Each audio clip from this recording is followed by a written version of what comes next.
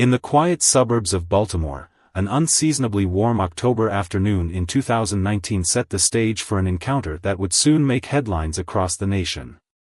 Mrs. Richardson, a distinguished 68-year-old woman with silver-streaked hair and impeccable posture, was carefully tending to her prized rose garden. Her home, a modest colonial-style house she'd lived in for over 3 decades, stood as a testament to her dedication to the community. That day, she'd decided to wear her comfortable gardening clothes, a well-worn sweater and pants that had seen many afternoons of yard work. As she pruned her beloved roses, a police cruiser slowly rolled down her street, passing by twice before finally coming to a stop in front of her house. The officer inside had been responding to a call about suspicious activity in the neighborhood. Officer Thompson, a rookie with just 18 months on the force, stepped out of his vehicle with the confidence of someone who thought they knew exactly what they were dealing with. He approached Mrs. Richardson, his hand casually resting near his belt, a posture that didn't go unnoticed by the elderly woman who continued quietly working in her garden. "Ma'am, we've had reports of suspicious activity in the area. Do you live here?" he questioned, his tone carrying an edge that made it clear he had already made certain assumptions. Mrs. Richardson straightened up slowly, brushing the soil from her gardening gloves with deliberate care. "Yes, officer, I've lived here for 32 years, she replied calmly, her voice carrying the weight of decades of similar encounters. But there was something in her eyes, a glimmer of knowledge that suggested this interaction might not go quite the way Officer Thompson expected. The tension began to build as more questions followed. "Can you prove this is your residence? I'll need to see some identification." Officer Thompson's hand remained near his belt, his stance becoming increasingly confrontational. What he didn't realize was that Mrs. Richardson's calm demeanor wasn't just the product of age and wisdom, it was the result of over 3 decades of high-stakes undercover work with the Federal Bureau of Investigation. As neighbors began to peek out their windows and gather on their porches, Mrs. Richardson maintained her composure. She had spent years defusing potentially dangerous situations, and this one was no different. "Officer," she began, reaching slowly into her pocket, "I understand you're doing your job, but I think there's something you should know." The story of what happened next would soon become a powerful lesson about prejudice, professionalism, and the dangers of making assumptions. Unknown to Officer Thompson, he wasn't just confronting an elderly gardener, he was face to face with one of the FBI's most decorated undercover agents, someone who had spent her career breaking down barriers and challenging stereotypes in law enforcement. As the afternoon sun cast long shadows across her carefully tended roses, Mrs. Richardson prepared to reveal her identity. The next few moments would not only change Officer Thompson's perspective forever but would also spark a national conversation about police training, community relations, and the persistent challenge of racial profiling in law enforcement. This encounter, which began with a simple garden and a suspicious call, was about to transform into something much more significant, a moment that would challenge preconceptions, change policies, and remind everyone that appearances can be deceiving in the most remarkable ways. The tension in the air was palpable as Mrs. Richardson reached for her identification, but what happened next would leave Officer Thompson questioning everything he thought he knew about his approach to law enforcement. The events that were about to unfold would not only change both their lives but would also become a powerful catalyst for change in police departments across the country. As the first part of this story draws to a close, the stage is set for a revelation that would send ripples through the law enforcement community and beyond. The intersection of prejudice, power, and wisdom was about to collide in a way that no one, especially Officer Thompson, could have anticipated. The sun continued to shine on Mrs. Richardson's roses, silent witnesses to an encounter that was about to become much more than just another police stop in a quiet Baltimore suburb. The real story was just beginning to unfold. As tension hung in the air, Mrs. Richardson slowly retrieved her credentials. Her movements were measured and precise, skills honed through years of undercover operations. The familiar weight of her FBI badge felt significant in her hands, a symbol of not just authority, but of decades of breaking barriers and challenging assumptions. "Officer Thompson," she spoke his name calmly, having noticed it on his badge, "before you proceed further, I'd like you to take a look at this." She extended her hand, holding out her FBI credentials. The transformation in Officer Thompson's demeanor was immediate and profound. His confident stance faltered, and the color drained from his face as he examined the badge and ID card of a senior FBI special agent. The realization hit him like a physical force. He was not dealing with a suspicious character in a wealthy neighborhood, but rather one of the most accomplished federal agents in the Baltimore field office. Mrs. Richardson had led operations that had brought down international drug cartels, dismantled human trafficking rings, and helped solve some of the Bureau's most challenging cases. I apologize, Agent Richardson," he stammered, his earlier authority crumbling. But Mrs. Richardson wasn't interested in watching him squirm.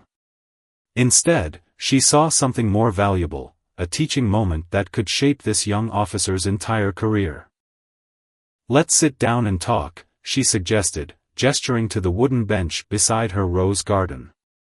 The same bench where she had spent countless evenings contemplating complex cases and planning dangerous operations.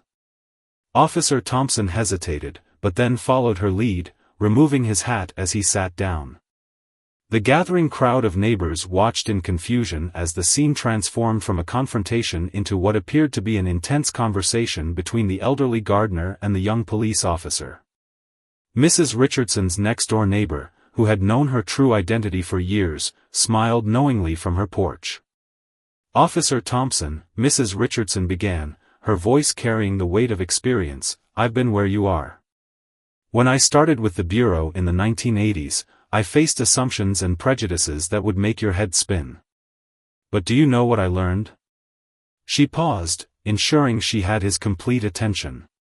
The young officer shook his head, still trying to process the situation.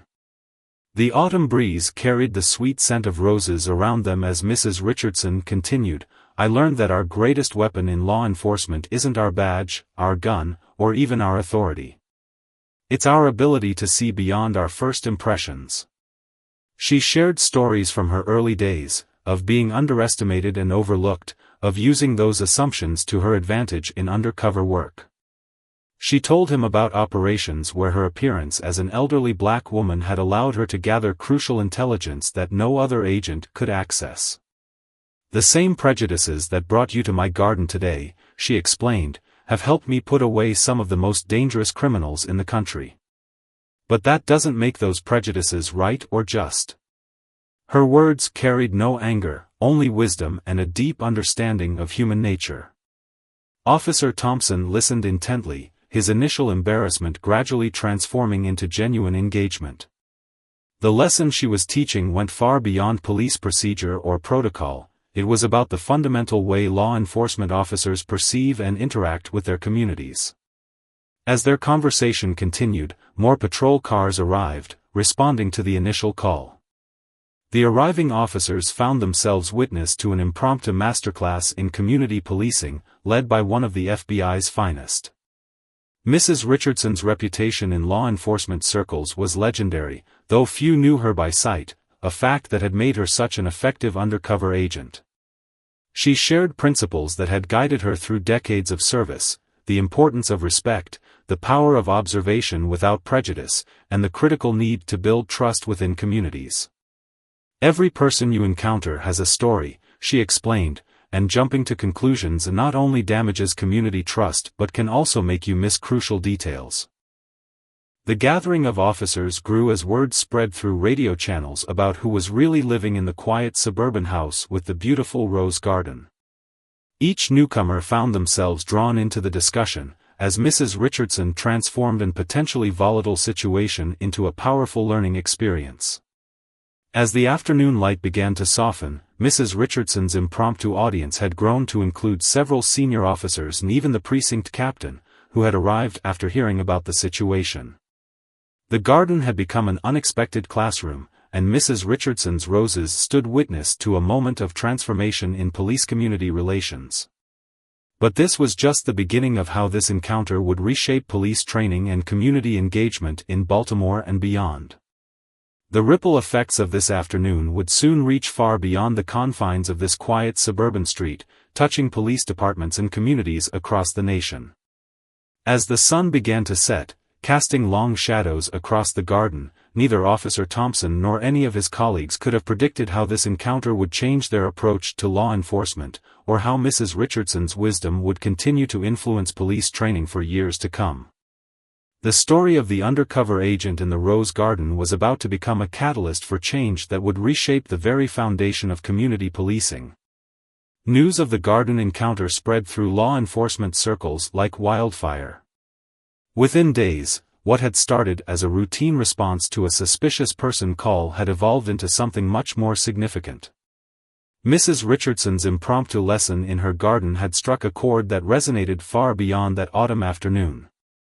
The precinct captain, deeply moved by the incident, saw an opportunity for meaningful change. He approached Mrs. Richardson with an unusual request: would she consider sharing her experiences and insights with the entire department? Despite her preference for staying out of the spotlight, a habit formed through years of undercover work, she recognized the potential impact of such an initiative. 2 weeks after the garden incident, Mrs. Richardson stood before a packed auditorium at the police academy. Officers from every precinct in the city had gathered to hear her speak. The room fell silent as she approached the podium, her presence commanding attention despite her modest stature. "I never expected my roses to become famous," she began, drawing gentle laughter from the crowd. "But here we are, because sometimes the most important lessons come from the most unexpected places." She shared the story of that afternoon, but more importantly, she shared the stories that had led her to that moment. She told them about her first undercover assignment in 1985, infiltrating a sophisticated crime ring that had eluded law enforcement for years. "They never suspected the quiet cleaning lady who came in after hours," she recalled. "They saw what they expected to see, someone invisible, someone beneath their notice. That was their mistake." The audience listened intently as she described how she had turned society's prejudices into her greatest asset.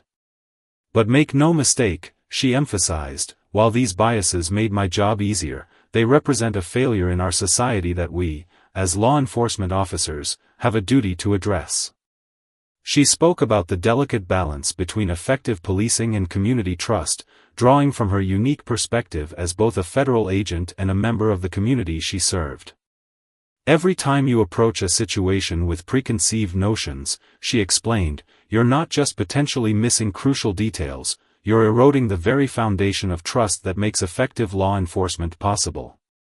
Officer Thompson, seated in the front row, found himself nodding along.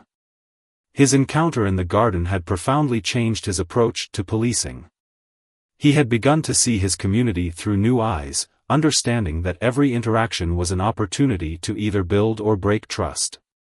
As Mrs. Richardson continued her presentation, she shared specific cases where looking beyond appearances had been crucial to solving major crimes.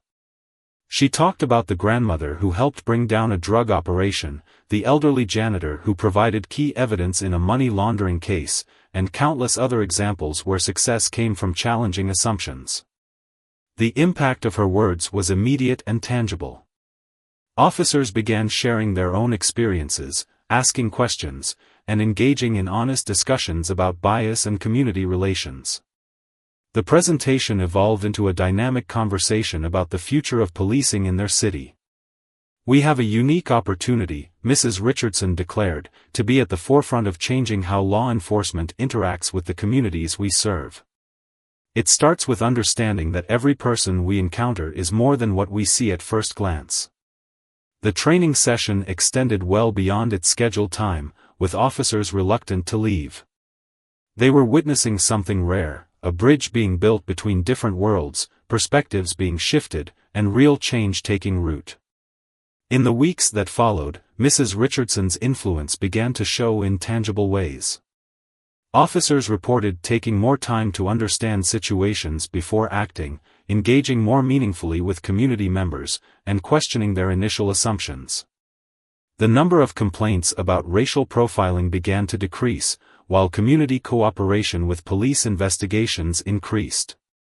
The local media caught wind of the story, though Mrs. Richardson declined most interviews, preferring to work behind the scenes. However, her impact couldn't be contained to just one city. Police departments from neighboring jurisdictions began requesting similar training sessions, recognizing the value of her unique perspective and experience. As autumn turned to winter, Mrs. Richardson's garden went dormant, but the seeds of change she had planted continued to grow. Officer Thompson had been promoted to Community Liaison Officer, implementing many of the principles he had learned that fateful day. He often drove past Mrs. Richardson's house, noting how her garden, like her influence, continued to flourish and grow. But the story wasn't over yet. As word of the Baltimore initiative spread, it caught the attention of federal law enforcement agencies and civil rights organizations.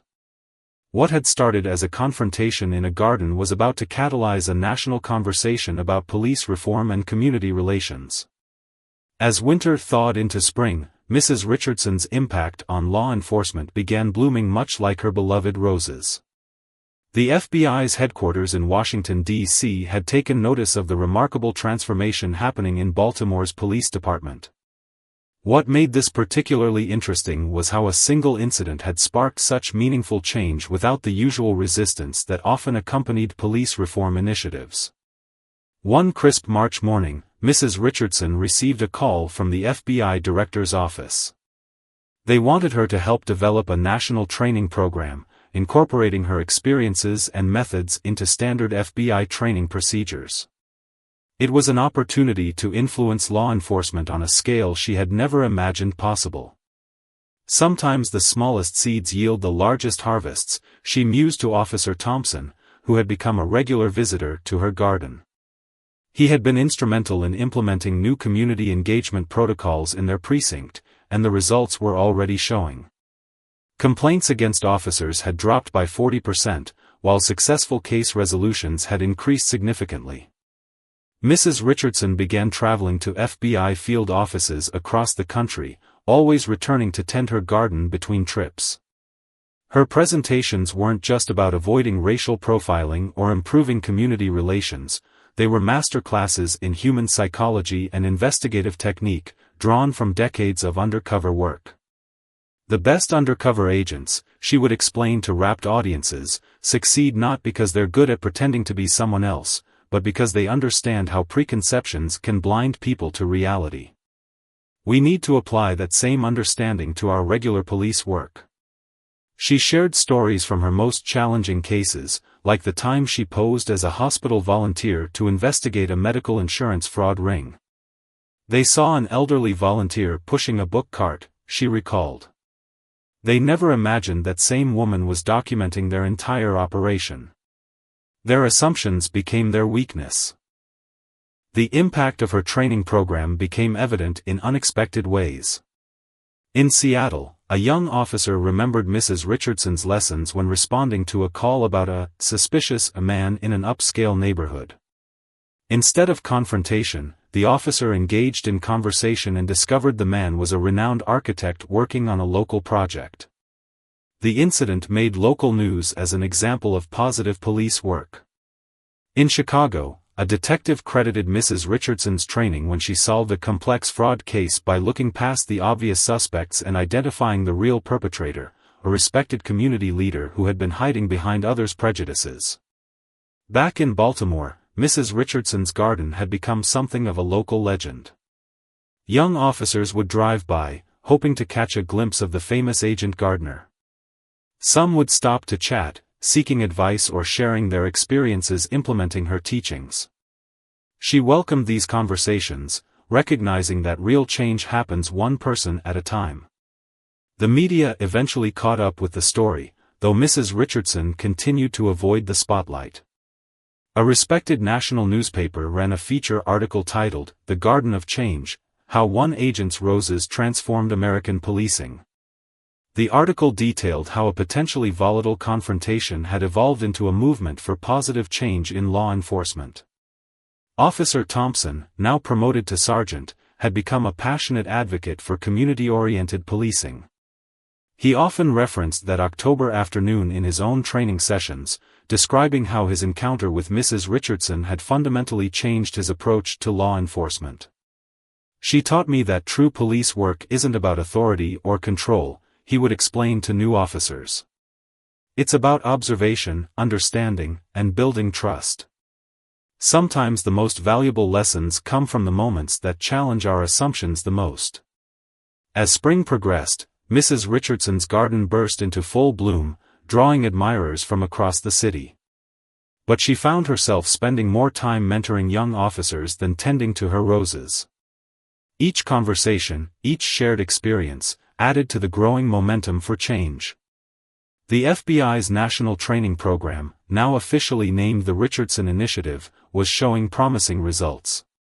Departments that implemented the program reported improved community relations, more effective investigations, and higher officer job satisfaction.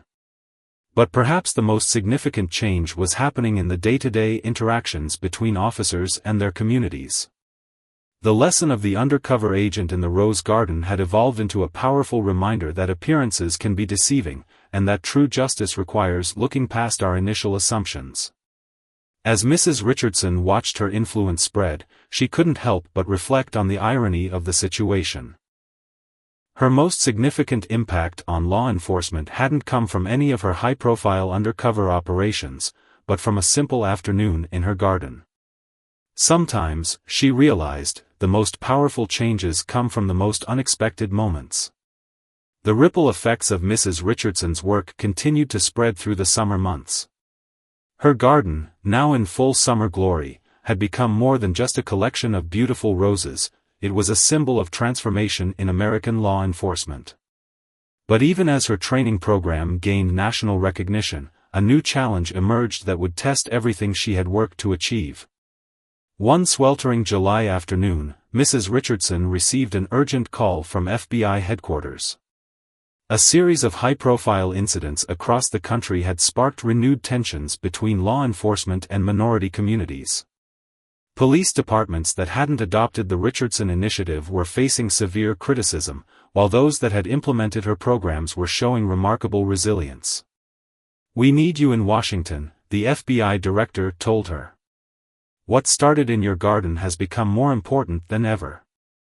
We're establishing a new division focused entirely on community-oriented law enforcement training, and we want you to lead it." The offer gave Mrs. Richardson pause.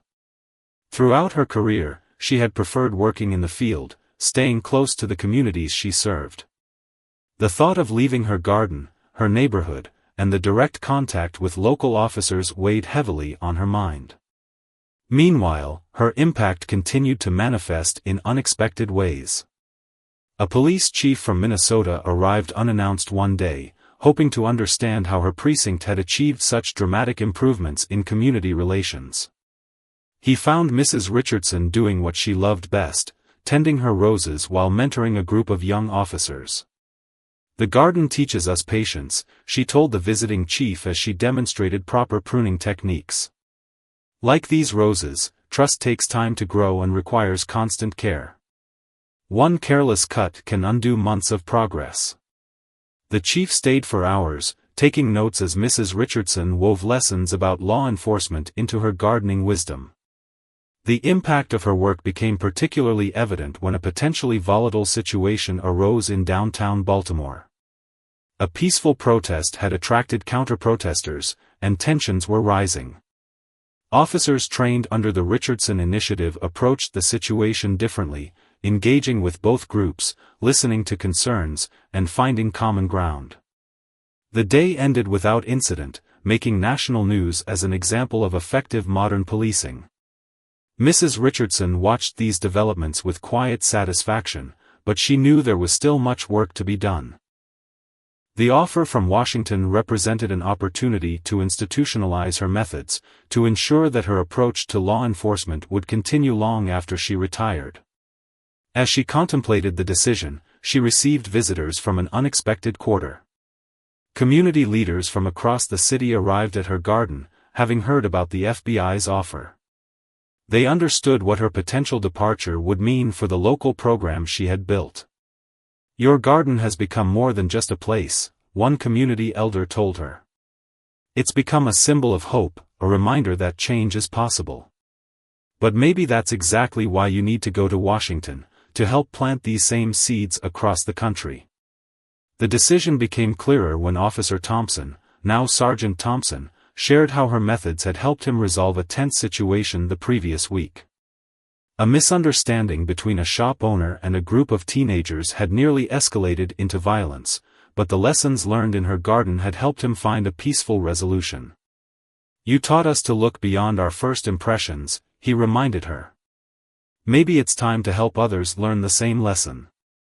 Mrs. Richardson's acceptance of the Washington position came with one non-negotiable condition: she would maintain her home and garden in Baltimore. "Some roots need to stay planted," she explained to the FBI director. "This garden is where it all started, and it needs to remain a living reminder of what we're working toward." The FBI agreed, and plans were made to establish a satellite training facility in Baltimore, with Mrs. Richardson's garden serving as an unofficial classroom. Her roses would continue to witness the transformation of American law enforcement, one conversation at a time. As summer began to wane, Mrs. Richardson prepared for her new role. She spent more time in her garden, recording the wisdom she had gained over decades of service. Each rose bed held memories of conversations that had changed lives, of lessons that had shaped careers, of moments that had built bridges between communities. But even as she prepared for this new chapter, a situation was developing in another part of the country that would put everything she had taught to the test. The true measure of her impact was about to be revealed in ways none could have predicted. In late August, as Mrs. Richardson prepared for her transition to Washington, news broke of a critical situation unfolding in Philadelphia. A series of misunderstandings between police and residents in a historically black neighborhood had created tension that threatened to boil over. The mayor, having heard of the success of the Richardson initiative, made an urgent request for her assistance. "We need your expertise," the mayor pleaded during a late-night call. "Everything you've been teaching, about assumptions, community trust, and bridge building, we need that here, now." Mrs. Richardson listened carefully, hearing not just the words, but the worry behind them. Within 24 hours, she arrived in Philadelphia, bringing with her an unexpected team. Among them was Sergeant Thompson, whose personal transformation from that October afternoon had made him one of her most effective advocates. She also brought 2 community leaders from Baltimore who had witnessed firsthand the impact of her programs. The situation they found was complex. A series of police stops had escalated into protests, which had then drawn aggressive police responses. The cycle of mistrust was feeding itself, growing more dangerous with each passing day. But Mrs. Richardson saw something familiar in the pattern. "This is like pruning a diseased rose bush," she explained to the assembled police leadership and community representatives. "You can't just cut away the visible problems, you need to understand what's causing them to grow in the first place." She implemented an unconventional approach. Instead of traditional sensitivity training or community forums, she established what she called garden conversations. Police officers and community members were brought together in small groups in local parks and community gardens. The natural settings helped break down barriers, making difficult conversations easier. "When you're surrounded by growing things," she explained, "it's easier to see how change and growth are natural processes." The informal settings allowed for honest discussions about fears, assumptions, and experiences on both sides. One particularly powerful moment came when a veteran Philadelphia officer shared his experience of realizing how his own biases had affected his policing. "I thought I was doing my job," he admitted to the group, "but I was really just reinforcing old patterns of mistrust." Mrs. Richardson's approach began showing results within days. Officers started reporting different outcomes in their daily interactions. Community members noticed changes in how they were being treated. The tension that had been building began to dissipate, replaced by cautious optimism. But the real test came when a potentially explosive situation arose at a local high school. A misunderstanding between a school resource officer and a student had drawn angry crowds from both the community and police supporters. The scene was primed for conflict. That's when officers trained in Mrs. Richardson's methods took the lead. Instead of forming a line to face off against protesters, they engaged in conversation. They listened to concerns, acknowledged past mistakes, and worked to find common ground. The situation that could have ended in violence instead became an opportunity for understanding. News coverage of the Philadelphia intervention brought national attention to Mrs. Richardson's methods. Law enforcement agencies across the country began reaching out, seeking to implement her approach. But she remained focused on ensuring that the changes in Philadelphia would last. Real change isn't about quick fixes, she reminded the Philadelphia police leadership. It's about cultivating new habits, new ways of seeing and responding. Like a garden, it needs constant attention and care. As September approached, Mrs. Richardson prepared to return to Baltimore before taking up her new position in Washington. She left behind a transformed Philadelphia Police Department, with new protocols and training programs in place. More importantly, she left behind a new understanding of how police and communities could work together. Back in her garden, reflecting on the Philadelphia experience, Mrs. Richardson received an unexpected visitor. It was the mother of the student from the high school incident. She had traveled to Baltimore to thank Mrs. Richardson personally. "What you taught them," the mother said, sitting on the garden bench, "it saved more than just that situation. It saved our community's faith in the possibility of change." As the autumn breeze began to carry the first hints of cooling weather, Mrs. Richardson looked at her roses, still blooming strong. Each flower seemed to represent a lesson learned, a mind changed, a bridge built. But even as she celebrated these successes, she knew that the hardest challenges still lay ahead. As autumn painted the leaves in vibrant hues, Mrs. Richardson's influence had spread far beyond her garden. Her impending role in Washington was generating both excitement and apprehension within law enforcement circles. But before she could fully embrace this new chapter, an unexpected situation emerged that would put her methods to their greatest test yet. A controversial police shooting in Detroit had sparked nationwide protests. The incident involved a young officer who had recently completed traditional police training but hadn't been exposed to the Richardson Initiative. The contrast between departments that had implemented her methods and those that hadn't had never been more stark. The FBI director called an emergency meeting. "We need to accelerate the implementation of your program," he told Mrs. Richardson. "But we're facing resistance from some departments who claim your methods make officers too hesitant, too soft." Mrs. Richardson listened carefully, sipping tea in her garden as they spoke via secure video conference. "Bring them to Baltimore," she suggested. "Let them see for themselves what strength really looks like." Within days, a group of skeptical police chiefs and training officers arrived at her home. Among them was Chief Bennett from Detroit, known for his traditional, hardline approach to law enforcement. His department's recent tragedy had shaken his confidence, but he remained skeptical of what he called garden party policing. Mrs. Richardson organized a series of ride-alongs with Baltimore officers who had embraced her methods. The visiting officials watched as these officers defused tense situations, gathered crucial intelligence through community connections, and solved cases that might have gone cold under traditional approaches. "Your officers seem to have a sixth sense about situations," Chief Bennett observed, watching a Baltimore sergeant peacefully resolve what could have been a violent confrontation. "Not a sixth sense," Mrs. Richardson corrected him. "Just open eyes and open minds. When you stop letting assumptions guide your actions, you start seeing what's really happening." The transformation in the visiting officials was gradual but profound. They witnessed firsthand how officers trained in the Richardson method weren't softer, they were smarter, more effective, and notably safer. Statistics showed lower rates of officer injuries in departments that had implemented her programs. One evening, as the group gathered in her garden, Chief Bennett made a surprising confession.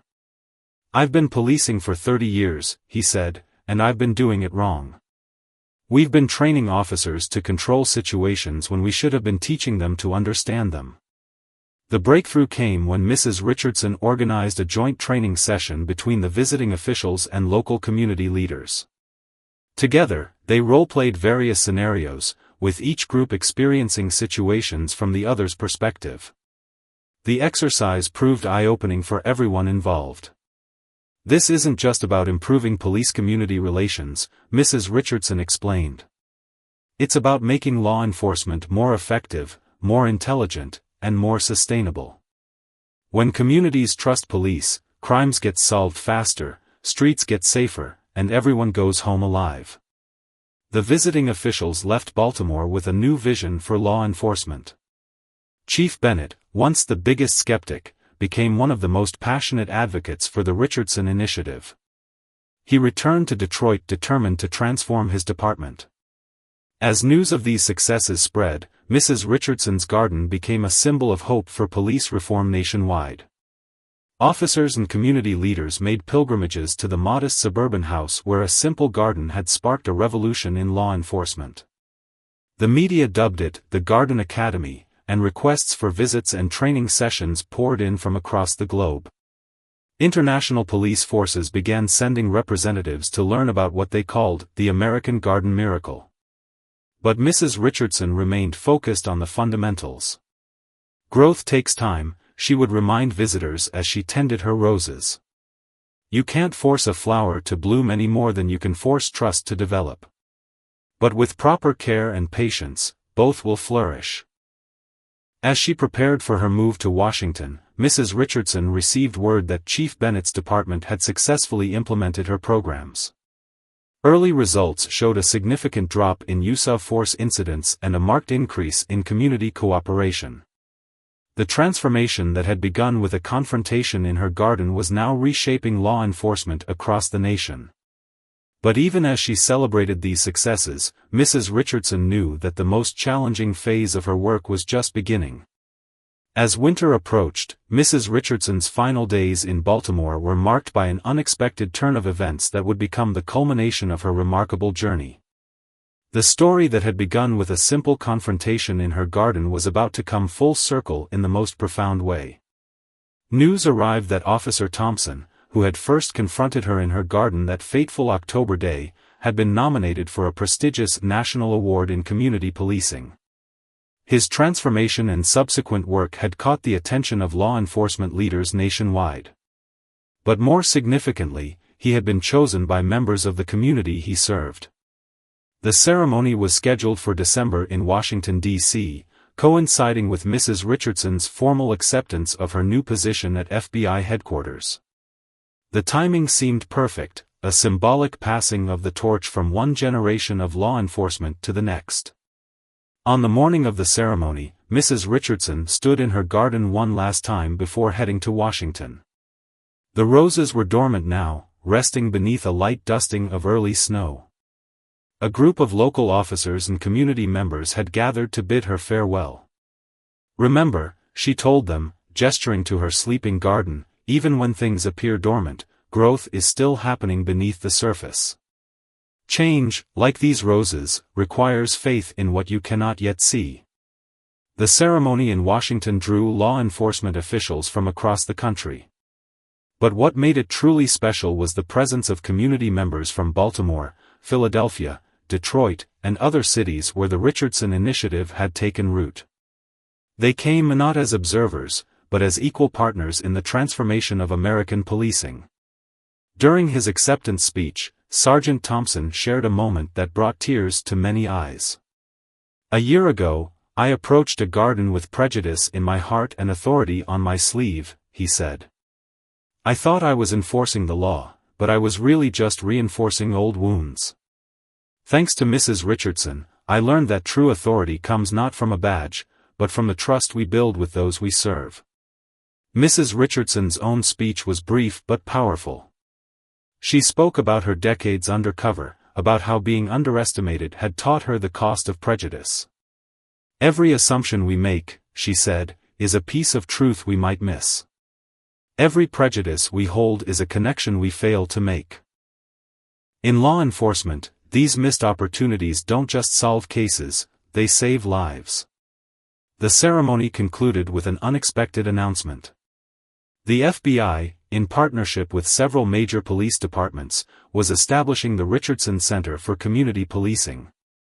The center would be located in Baltimore, with Mrs. Richardson's garden preserved as a living classroom for future generations of officers. Later that evening, at a small gathering in her honor, Mrs. Richardson shared a final story. She spoke about her first day as an FBI agent, when a senior officer had told her she didn't belong. "He saw my age, my race, my gender, everything but my capability," she recalled. "Today, I thank him.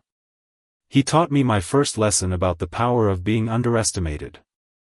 As winter settled over Baltimore, Mrs. Richardson's garden lay quiet under its blanket of snow. But the seeds she had planted, both literal and metaphorical, continued to grow. Her methods were being adopted by police departments across the country. The garden that had once been the site of confrontation had become a symbol of transformation. The story of the undercover agent in the Rose Garden had become more than just a tale of one afternoon's misunderstanding. It had become a blueprint for change, a reminder that the most powerful transformations often begin in the most unexpected places. In police academies across the country, new recruits now learn about the day a rookie officer confronted an elderly gardener and unknowingly sparked a revolution in American policing. They learn that true strength comes not from authority, but from understanding, not from power, but from patience. And in a quiet suburb of Baltimore, a garden continues to bloom, season after season, tended now by a new generation of officers and community members who understand that trust, like roses, requires constant care, unwavering patience, and the wisdom to look beyond first impressions. Mrs. Richardson's legacy lives on not just in the programs and policies she created, but in the countless everyday interactions between police officers and their communities. Her garden remains a testament to the power of transformation and a reminder that sometimes the most important changes begin with a simple moment of understanding.